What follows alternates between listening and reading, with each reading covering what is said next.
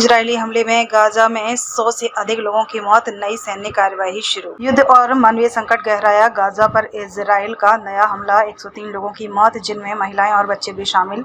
Gaza पट्टी में शनिवार देर रात और रविवार सुबह तक इजरायली हवाई हमलों में कम से कम 103 लोगों की मौत हो गई है।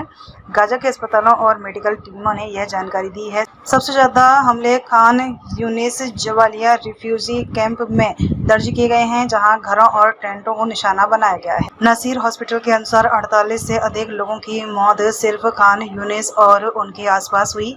इसमें बड़ी संख्या में महिलाएं और बच्चे शामिल हैं। जबालिया कैंप में एक ही परिवार के 9 लोगों की मौत हुई है। वहीं अन्य घर पर हुए हमले में 10 लोग मारे गए, जिनमें 7 बच्चे और 1 महिला थी। नई सैन्य कार्यवाही, गाइडेंस चैरिटीज इजराइल का अगला कदम।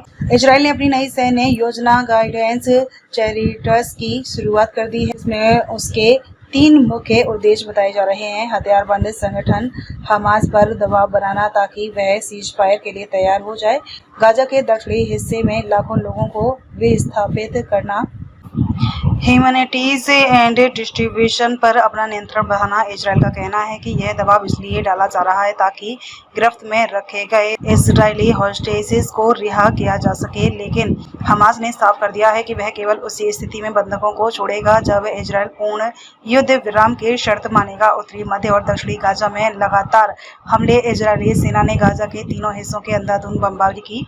उत्तरी गाजा जबालिया में 7 बच्चों सहित एक ही परिवार के 10 लोगों की मौत हो गई है के अनुसार 43 लोगों की जान गई है, जिनमें 15 बच्चे और 12 महिलाएं थीं।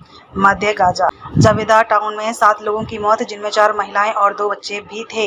दर अल बलाह में एक परिवार के 3 सदस्य, माता पिता और उनका बच्चा मारे गए। नुसरत रिफ्यूजी कैंप में एक घर में पहले में 2 लोगों की मौत। दक्षिण गाजा विस्थापित लोगों के टेंट पर बम गिराए गए, जिसमें महिलाएं और बच्चे मारे गए। यमन से हूथी रिलेव का इजराइल पर हमला, जवाब में इजराइल का एयर अटैक। यमन के हूथी विद्रोहियों ने इजराइल पर 2 बैलिस्टिक मिसाइलें दागी, जिसमें से एक हाइपरसोनिक मिसाइल बताई जा रही है। इजराइल ने इन हमलों का जवाब देते हुए यमन में 8वीं बार एयर स्ट्राइक किया। हूथी स्पोकपर्सन यहाशारी ने दावा किया कि मिसाइल ने इजराइल के मुख्य हवाई अड्डे को निशाना बनाया और लाखों यहूदी नागरिकों को शेल्टर में भागना पड़ा। मानवीय संकट, गाजा में भोजन, दवा और ईंधन की भारी कमी। मार्च 2025 की शुरुआत से ही इजराइल ने गाजा में फूड, मेडिसिन और फ्यूल की सप्लाई पूरी तरह से बंद कर दी है। इसका मकसद हमास पर दबाव बनाना बताया गया है, लेकिन इससे भुखमरी, कुपोषण और चिकित्सा संकट और भी भयावह हो गया है। गाजा स्वास्थ्य मंत्रालय के प्रवक्ता खलील अल देकवान ने बताया कि अस्पतालों में घायलों की भारी संख्या है, ज्यादातर बच्चे हैं। कई केस एम्प्यूटेशंस के हैं। अस्पतालों पर कई बार हमले हो चुके हैं और दवाओं की भारी कमी है। दोहा में सीजफायर की बातचीत, लेकिन कोई सफलता नहीं। इजिप्ट, कतर और अमेरिका के मध्यस्थता में दोहा कतर में सीजफायर की कोशिशें जारी हैं, लेकिन रॉयटर्स की रिपोर्ट के अनुसार अभी तक कोई ठोस सफलता नहीं मिली है। हमास का प्रस्ताव करीब आधे बंधकों की रिहाई, बदले में 2 महीने का सीजफायर और इजरायली जिलों में बंद फिलिस्तीनी कैदियों की रिहाई। इजराइल का रुख बंधकों की रिहाई चाहता है, लेकिन युद्ध खत्म करने का कोई वादा नहीं करना चाहता।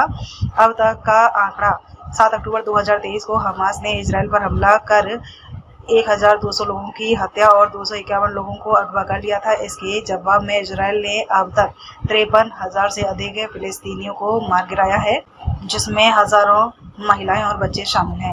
गाजा की लगभग पूरी जनसंख्या बेघर हो चुकी है। युद्ध थमने के कोई संकेत नहीं। संकट और गहरा, गाजा में हालात लगातार मानवीय आपदा की ओर बढ़ रहे हैं। इजराइल का सैन्य अभियान तेज होता जा रहा है, जबकि सीजफायर में बातचीत में ठहराव है। अंतर्राष्ट्रीय समुदाय की भूमिका अब पहले से कहीं अधिक महत्वपूर्ण हो गई है।